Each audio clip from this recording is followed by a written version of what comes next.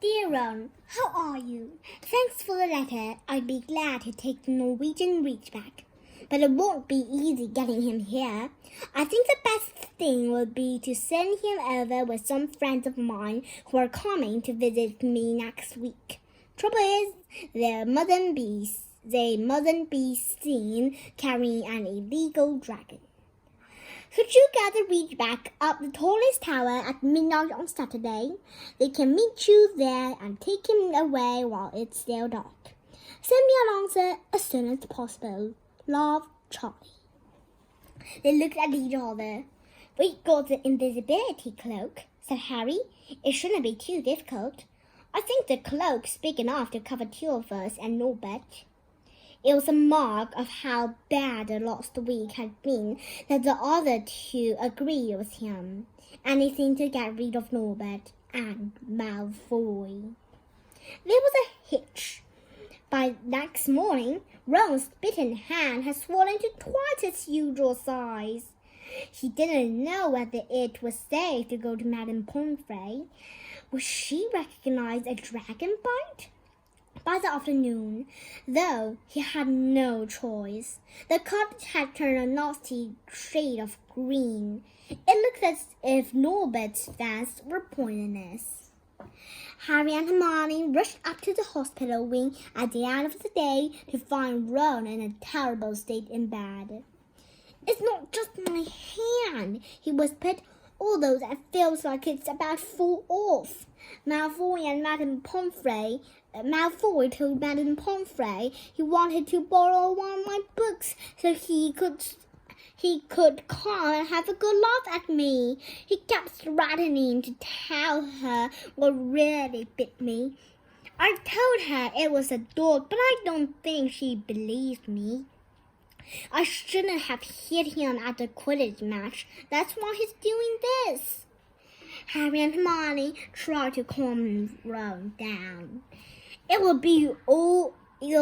all be over at midnight on Saturday, said Hermione. But this didn't soothe Ron at all. On the contrary, he sat bolt upright and broke into sweat. Midnight on Saturday, he said in a hoarse voice. Oh no, I just remember. Charlie's letter was in that book Malfoy took.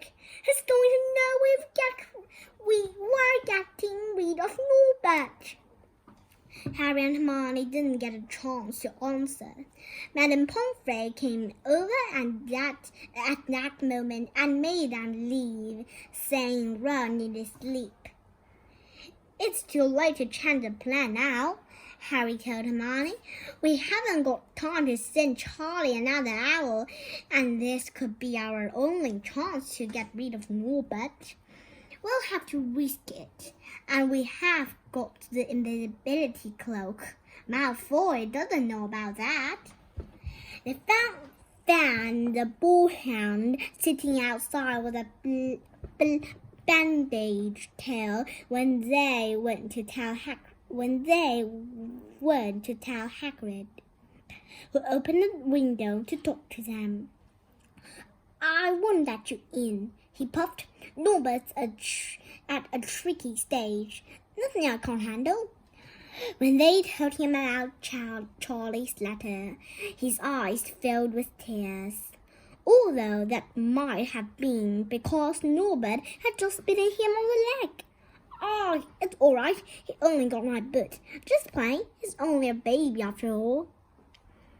The baby banged its tail on the wall, making the windows rattle. Harry and Hermione walked back to the castle, feeling Saturday couldn't come quickly enough.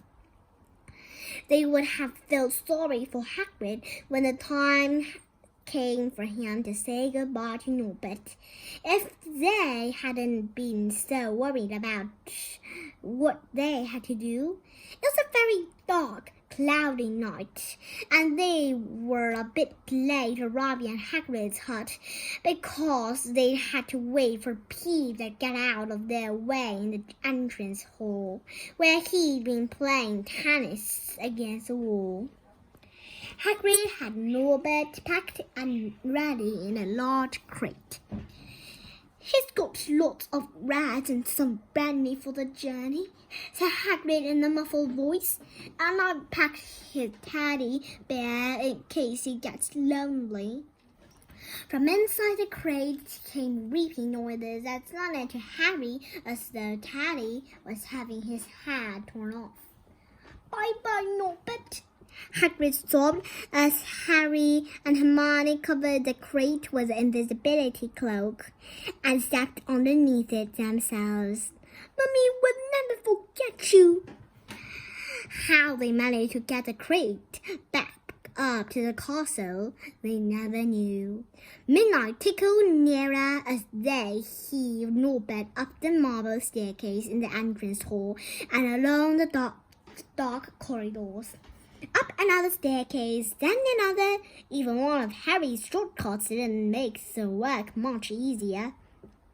Nearly there, Harry panted as they reached the corridor beneath the tallest tower. Then a sudden movement ahead of them made them almost drop the crate. Forgetting that they were already invisible, they shrank into the shadows, staring at the dark outlines of two people grappling with each other 10 feet away. A lamp flared. Professor McGonagall in a tartan dressing gown and a hairnet had Malfoy by the ear. "Detention!" she shouted, and 20 points from Slytherin.